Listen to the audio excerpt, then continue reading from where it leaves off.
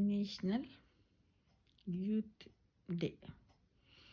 ఏది వివేకానందుని ఏమంటాడంటే వివేకానందుడు, రోజుకొకసారైనా నీతో నువ్వు మాట్లాడుకో, అది జరగకపోతే నువ్వు అద్భుతమైన వ్యక్తితో మాట్లాడే అవకాశాన్ని కోల్పోతావు అంటూ అకార్డింగ్ టు వివేకానంద్ ఎప్పుడు చెప్తాడు. ఎవ్రీడే మాట్లాడుకోమంటాడు.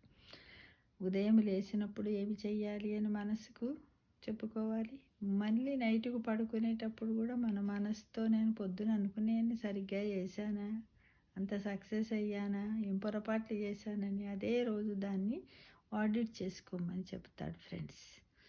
ఇది వివేకానందుడికి మనకిచ్చినటువంటి చక్కటి సందేశం. సవాళ్ళకు ఎదురు వెళ్ళి గెలిస్తే నాయకుడు అవుతావు, ఓడితే మాత్రం ఇతరులకు దారి చూపు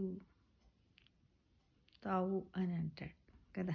అంటే ఏమంటున్నాడు, దీన్ని బట్టి చూస్తే మనకి ఏం తెలుస్తుంది, గెలుపు ఓటములను సమానంగా తీసుకోమంటున్నాడు ఫ్రెండ్స్. అదే తృప్తి అని వివేకానందుడు చెప్పాడు. ఇక ఒక సమయంలో ఒకటే పని చెయ్యి, నీ మనస్సు తనవు దానిపైనే లగ్నం చెయ్యి, స్వేదము రక్తము ప్రాణము ధారపోయి.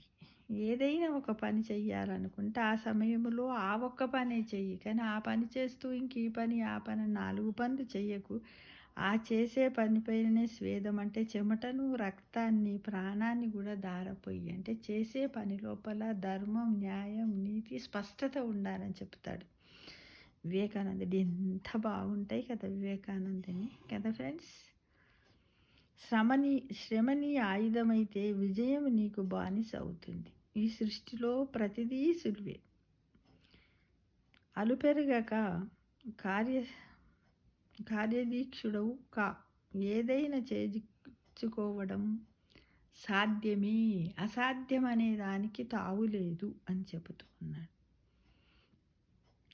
నిన్ను నువ్వు నమ్ము, ప్రపంచమే నీ సొంతం అవుతుంది. నీపై నీకు నమ్మకము లేనప్పుడు ఆ భగవంతుడు నీకు అండగా నిలవలేడు అని వివేకానందుడు ఎంత బాగా అంటే అసలు చాలా బాగా చెప్పాడు కదా. అలానే ఏమంటున్నాడు, ఇనుప కండరాలు, ఉక్కు నరాలు ఓ 10 మంది యువకులకు ఇవ్వండి, ఈ దేశం భవిష్యత్తును బంగారంగా మారుస్తా అన్నాడు వివేకానందుడు. యువతపై నరేంద్రుడికి ఉన్న చంచలమైన నమ్మకానికి నిదర్శనం ఆ మాట. యువతే దేశ గతిని మార్చగలరనేది అక్షర సత్యం. అలల్లా ఎగిసే ఉత్సాహం, సముద్రగర్భమంత ప్రతిభ, ఏదైనా సాధించగల కార్యదీక్షత, భావి భారత నిర్మాతలైన యువతీ యువకుల స్వంతం అని మన వివేకానందుడు తన యొక్క సందేశాలను యువతకిచ్చాడు. కాబట్టి అందరికీ కూడా wish you happy national youth day. ఓకేనా ఫ్రెండ్స్.